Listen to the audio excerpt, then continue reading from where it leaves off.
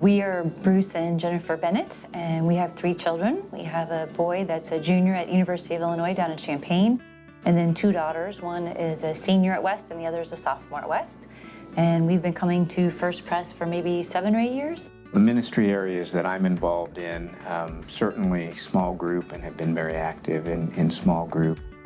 Also helping support the ushers and any other emergency needs that arise with the church. I usually try to volunteer and help out in a pinch where I can.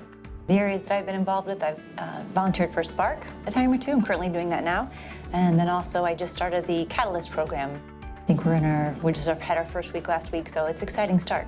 Hearing the message of Jesus Christ has changed my life in that I've taken a very strong interest in adding prayer into my life and helping support, for instance, those in my small group with their prayer requests.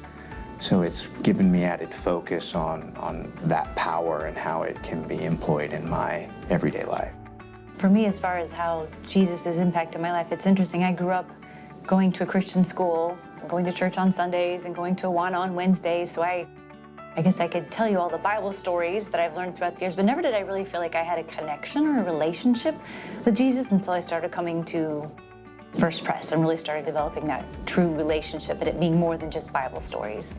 We decided to make the all-in commitment because we'd been coming to First Pres for a while, and when the idea of the all-in commitment was presented, there were several meetings that we attended and started to really understand the goals and objectives on a number of fronts, both within our walk of faith, but also within financial, as well as with the church's sanctuary.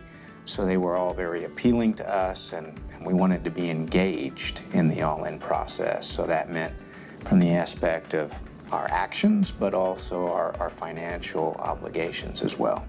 The all-in journey for our family, I think of it as like going to the gym. In other words, if you go to the gym and that's all you do is you walk in the front door and you sit on the bench on the sidelines and kind of watch everyone else, when you walk out, nothing has really changed. You're the same person when you walk out as when you walked in. You don't feel stronger, you don't feel healthier.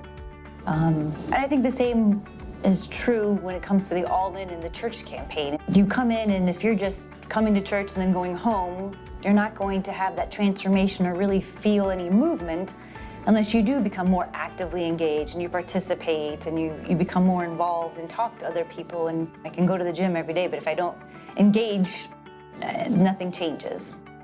I think as we, look at challenges or turbulence, we're always dealing with that, in our lives. And, as we were approaching our all-in commitment and actually discussed the all-in commitment and made the all-in commitment, not long after, I learned that my company was going to be exiting the area that I was actually working in, and it was going to eventually mean that there would be a loss of job. And so the horizon was a bit murky, but as we've thought about it, we never really even considered making a change within the all-in commitment. And so for us, it was something we wanted to not only stay strong with, but it was just a part of our daily lives regardless.